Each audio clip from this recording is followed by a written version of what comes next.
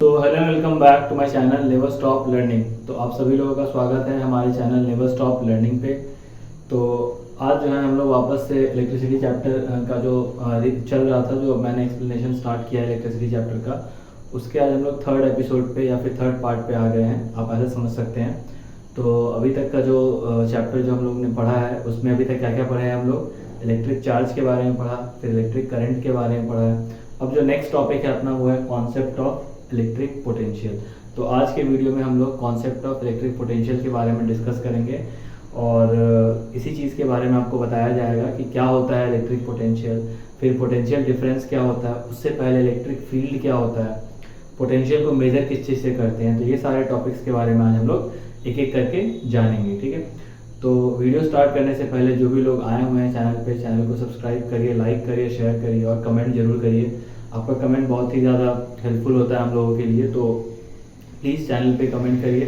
Comment करने में और लाइक करने में बिल्कुल कंजूसी नहीं दिखाना है। और लाइक बहुत सिंपल चीज़ है, थम्स अप देना होता है, दे दीजिए आप लोग, ठीक है। और शेयर भी कर दीजिए अगर पॉसिबल हो तो, ठीक। तो चलिए लेट्स स्टार्ट द वीडियो और स्टार्ट करते हैं इलेक्ट्रिक पोटेंशियल से स्टार्ट करते हैं। तो सबसे पहले ये पोटेंशियल पढ़ने से पहले सबसे पहले जो वर्ड आता है वो आता है इलेक्ट्रिक फील्ड। तो फर्स्ट एंड फॉरमोस्ट थिंग जो आता है वो आता है इलेक्ट्रिक फील्ड। देखिए इलेक्ट्रिक फील्ड का मतलब क्या होता है, the region around any charge body, किसी भी चार्ज बॉडी के अराउंड, मतलब किसी भी चार्ज बॉडी है, सपोज मान लो यहाँ एक क्यू चार्ज रखा हुआ है, तो इसके वजह से जो इधर का चारों का जो रीजन है ना, ये पार्ट जो है, जहाँ पे अगर कोई दूसरा चार्ज बॉडी आता है, ठीक है, सपोज यहाँ पे ये बॉडी रखा हुआ है और इसका जो रीजन है वो इसके अंदर तक है, तो इस बॉडी पे अगर इस सेकंड बॉडी पे अगर फर्स्ट बॉडी के कारण कुछ इसमें अगर चेंजेस फील हो रहा है या कोई एक अलग सा फोर्स इस पे अट्रैक्ट हो रहा है, तो उतना रीजन तक को हम लोग क्या बोलेंगे, इलेक्ट्रिक फील्ड बोलेंगे। अगर आप इसके डेफिनेशन को समझे, the region around the charge body with in which its influence can be felt by other charge body, ठीक है। डेफिनेशन क्या है, the region around the charge body with in which its influence can B failed bye other charge bodies, ठीक है।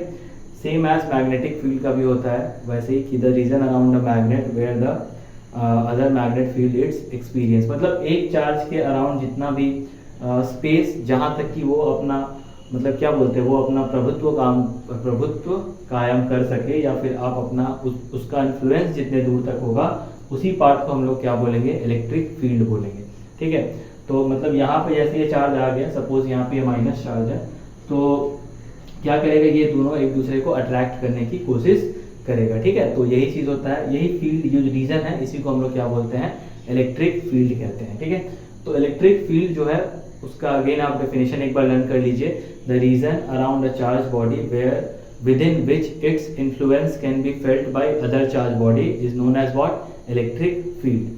तो अब electric field के बाद जो नेक्स्ट टॉपिक आता है वो आता है इलेक्ट्रिक पोटेंशियल। तो इलेक्ट्रिक पोटेंशियल क्या होता है वो समझ लेते हैं। बहुत ही आसान चीज है इलेक्ट्रिक पोटेंशियल।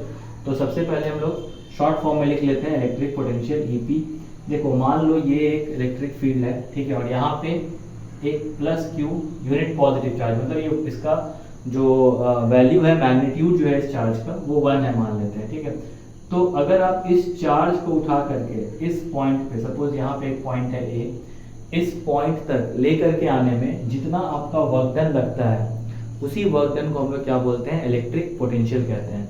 मतलब यूनिट पॉजिटिव चार्ज को इन्फिनिटी, ये जो पोजीशन है ना, इसको हम लोग क्या बोलते हैं, इन्फिनिटी बोलते हैं। मतलब कहीं से भी आप उठा करके एक यूनिट चार्ज को अगर आप इलेक्ट्रिक फील्ड में किसी पर्टिकुलर पॉइंट पर ला करके रखते हो, तो वो जो आपने वर्क डन किया है इसको उठा करके यहाँ तक लेकर के आने में, उस वर्क डन को हम लोग क्या बोलते हैं, इलेक्ट्रिक पोटेंशियल कहते हैं। The amount of work done required to bring a unit positive charge from infinity to that point in an electric field is known as what, electric potential।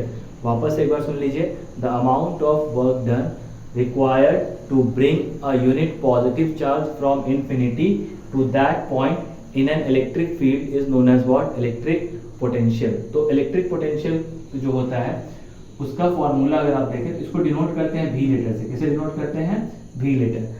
और इसका फॉर्मूला क्या होता है, वर्क डन बाय चार्ज। क्या होता है? Work done by charge. मतलब आपको चार्ज को लेकर के जाने में जितना वर्क डन लगा उसी को हम लोग क्या बोलेंगे? इलेक्ट्रिक पोटेंशियल बोलेंगे। ठीक है, तो इसका फॉर्मूला, फर्स्ट फॉर्मूला जो बनेगा वो क्या बनेगा? Work done by charge. अगर इस आधार पे इसका हम लोग ऐसा यूनिट निकालने की कोशिश करें तो इसका ऐसा यूनिट क्या हो जाएगा? वर्क डन का हो जाएगा जूल, और इसका हो जाता है कूलम, दैट मीन्स जूल पर कूलम। ठीक है, ये हो जाएगा इसका यूनिट। ऐसा यूनिट नहीं कह सकते हैं, इसको यूनिट कह सकते हैं। ठीक है, और एक और फॉर्मूला इसका बन सकता है, इसका इलेक्ट्रिक पोटेंशियल का। देखिए, आप इलेक्ट्रिक पोटेंशियल का एक और फॉर्मूला कैसे बनाएंगे? वर्क डन की जगह वर्क डन ही रहने दीजिए। हम लोगों ने पढ़ा था I is equals to, that means current is equals to charge by time. हम लोगों ने पढ़ा था ना, करंट बराबर क्या होता है? Charge by time taken. तो यहाँ से आप अगर चार्ज का डेफिनेशन लेके जाओ, चार्ज का फॉर्मूला बनाने की कोशिश करो तो क्या बनेगा? I इंटू टी बनेगा। दैट मीन्स क्या बन रहा है यहाँ पे? करंट इंटू टाइम बन रहा है, चार्ज इज इक्वल्स टू। तो अगर हम लोग इस जगह के चार्ज को, मतलब यहाँ पे जो चार्ज लिखा हुआ है उसको अगर आप रिप्लेस करोगे I इंटू टी से, तो यहाँ पे क्या आ जाएगा? I into T. या फिर आप इसको ऐसे भी लिख सकते हो अच्छे से, work done by current into time. तो ये भी किसका फॉर्मूला बन जाएगा? इलेक्ट्रिक पोटेंशियल का फॉर्मूला बन जाएगा। तो ये भी एक इंपॉर्टेंट फॉर्मूला बनता है। ठीक है, तो आपको दो फॉर्मूला लर्न करना होगा, एक ये वाला फॉर्मूला लर्न करना होगा और एक ये वाला फॉर्मूला लर्न करना होगा। दोनों फॉर्मूला जो है बहुत ही इजी और बहुत ही सिंपल है। अब आता है इसका एसआई यूनिट। तो एसआई यूनिट जो होता है ना इलेक्ट्रिक पोटेंशियल का, वो हो जाता है आपका वोल्ट। क्या होता है? वोल्ट। अलेक्जेंडर वोल्ट एक साइंटिस्ट थे, उन्हीं के नाम पर ये जो है इसका जो एसआई यूनिट है वो आया हुआ। वोल्टा नाम था उनका एक्चुअली, तो उनको शॉर्ट फॉर्म में वोल्ट बोला गया। मतलब वोल्ट उन्हीं के नाम पे ये वाला जो यूनिट है वो आया हुआ है। तो ऐसा unit of electric potential is what? Volt होता है। ठीक है, अब हम लोग से क्वेश्चन आ सकता है कि डिफाइन 1 वोल्ट। क्या क्वेश्चन आ सकता है? Define 1 volt. जैसे आप पढ़े थे डिफाइन 1 वोल्ट, आपको याद होगा इससे जस्ट पहले वाले वीडियो में हम लोगों ने पढ़ा था डिफाइन 1 एम्पियर। तो उस केस में क्या था कि आप 1 एम्पियर 1 एम्पियर का मतलब क्या था? अगर आप याद हो तो, एक कूलम का चार्ज अगर किसी भी कंडक्टर में 1 सेकंड में फ्लो हो रहा है तो उस समय जो करंट होता है उसको हम लोग क्या बोलते हैं?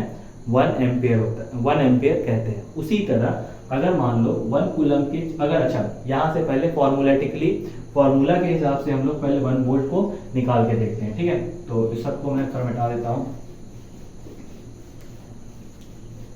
देखिएगा ध्यान से। जैसे आपके पास फॉर्मूला ऑलरेडी क्या दिया हुआ है कि W is equals to V is equals to W by Q। ठीक है, तो अगर मान लो आपका वर्क डन है 1 जूल, ठीक है, और चार्ज है 1 कूलम, तो आपका जो वोल्ट आएगा वो कितना आ जाएगा? इलेक्ट्रिक पोटेंशियल जो आ जाएगा वो कितना आ जाएगा? 1 वोल्ट। तो इसका बहुत सिंपल सा मतलब है कि एक यूनिट चार्ज को उठा करके अगर इन्फिनिटी से आप लेकर के पर्टिकुलर पॉइंट तक इलेक्ट्रिक फील्ड में लेकर के आते हो, तो उस समय अगर 1 जूल का वर्क लग रहा है तो उस पूरे अमाउंट ऑफ वर्क डन को क्या बोलते हैं हम लोग? 1 वोल्ट बोलते हैं। ठीक है, तो इसको कैसे डिफाइन करेंगे? आइए इसका स्टेटमेंट मैं आपको लिख करके बताता हूँ।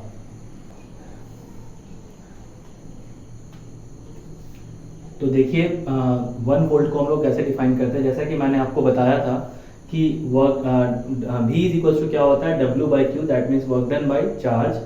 तो अगर 1 जूल का वर्क है और 1 कूलम का चार्ज है अगर, तो उसको हम लोग क्या बोलेंगे? 1 वोल्ट। ये तो हो गया फॉर्मूला के हिसाब से। इसको अगर हम लोग सेंटेंस में फ्रेम करें तो क्या लिखेंगे वो देखिए। EP का मतलब होता है इलेक्ट्रिक पोटेंशियल। तो electric potential at a point is said to be 1 volt if 1 joule of work is done in moving 1 coulomb of charge from infinity. इसका मतलब है infinity, from infinity to that point in electric field. Simple सा concept है कि अगर आपको 1 coulomb के charge को उठा करके इन्फिनिटी से इलेक्ट्रिक फील्ड में लाने के लिए 1 जूल का अगर वर्क लगता है तो उसको हम लोग 1 वोल्ट बोलते हैं। ठीक है, अब आइए वोल्ट का कुछ यूनिट्स देख लेते हैं। जैसे आपके पास बोला जा सकता है 1 मिली वोल्ट बोला जा सकता है। ठीक है, तो इस केस में आपका क्या हो जाएगा? 10 to the power minus 3 volt. 1 micro volt, इसका मतलब क्या हो जाएगा? 10 to the power minus 6 volt. ठीक है, माइक्रो का मतलब अगेन माइनस 6 होता है। मिली का मतलब क्या होता है आपको पता है पहले से ही, 10 टू द पावर माइनस 3। अगर मान लो 1 किलो वोल्ट बोला गया तो आप क्या लिखेंगे?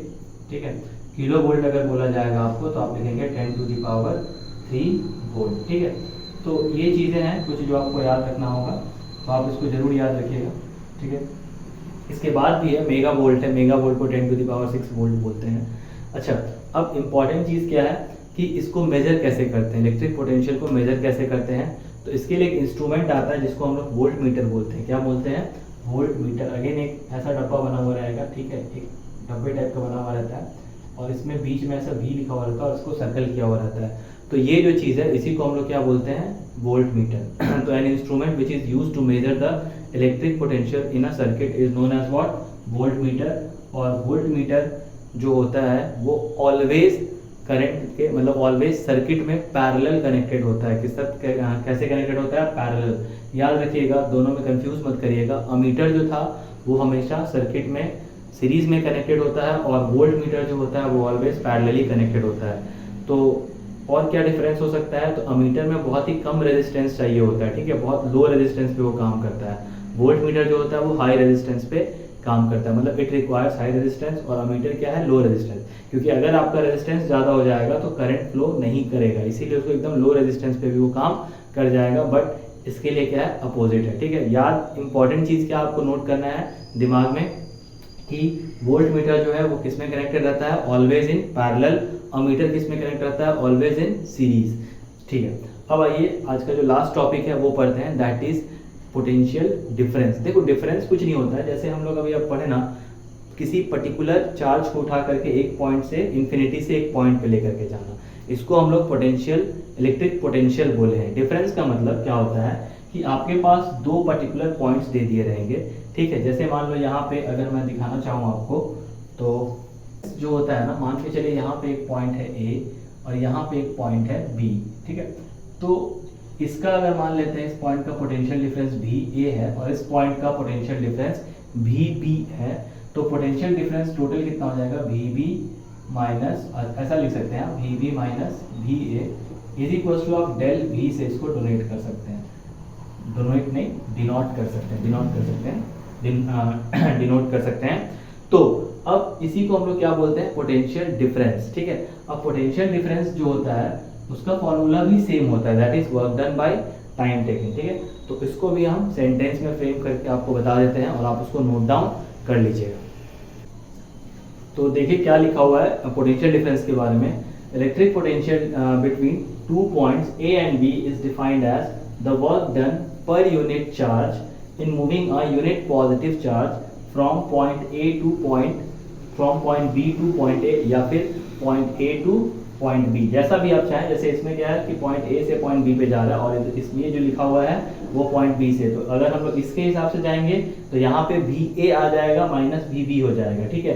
तो कहने का मतलब क्या है, जैसे आप इलेक्ट्रिक पोटेंशियल पढ़े थे तो वो क्या था? इन्फिनिटी से किसी पर्टिकुलर इलेक्ट्रिक फील्ड में जा रहा है, और इसमें क्या है कि आपको डेडिकेटेडली दो पॉइंट दे दिया जाएगा और इसी दो पॉइंट के बीच का जो है पोटेंशियल को हम लोग पोटेंशियल डिफरेंस कहते हैं। अगेन फॉर्मूला वही है, वर्क डन बाय चार्ज, ठीक है।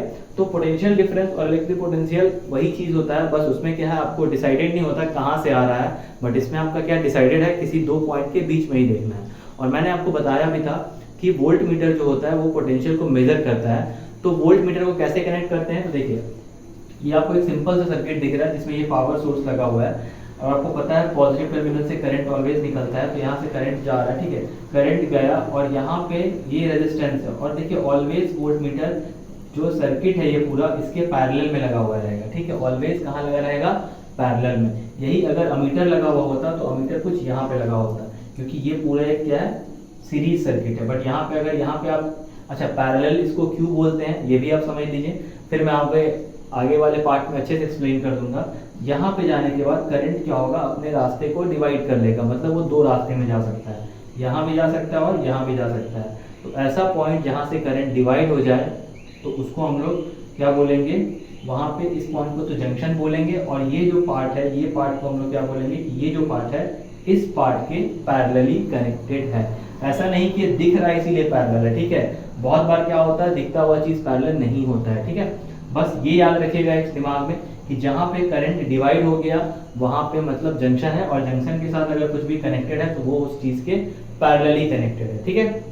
तो इसका मतलब क्या हो गया कि जो वोल्ट मीटर होता है वो ऑलवेज पैरेलल में कनेक्टेड होगा। और पोटेंशियल डिफरेंस का आपको मैंने फॉर्मूला बता दिया, वर्क डन बाय चार्ज। ठीक है, तो आज जो हम लोगों ने पढ़ा है वो क्या पढ़ा, सबसे पहले इलेक्ट्रिक फील्ड को हम लोगों ने पढ़ा, उसके बाद क्या पढ़े हम लोग, इलेक्ट्रिक पोटेंशियल को पढ़े, इलेक्ट्रिक पोटेंशियल के बाद हम लोग क्या पढ़े, 1 वोल्ट पढ़े। ठीक है, 1 वोल्ट के बाद क्या पढ़े हम लोग, किससे मेजर करते हैं, तो आप किससे मेजर करते हैं, वोल्ट मीटर से मेजर करते हैं।